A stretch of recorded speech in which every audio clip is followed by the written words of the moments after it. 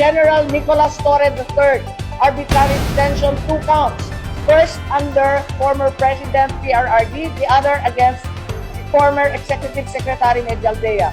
Secondly, violation of RA 7438 for not allowing VP Sara to enter as counsel and as immediate family and forcing former President Duterte's lawyers to leave him. Violation of 1319,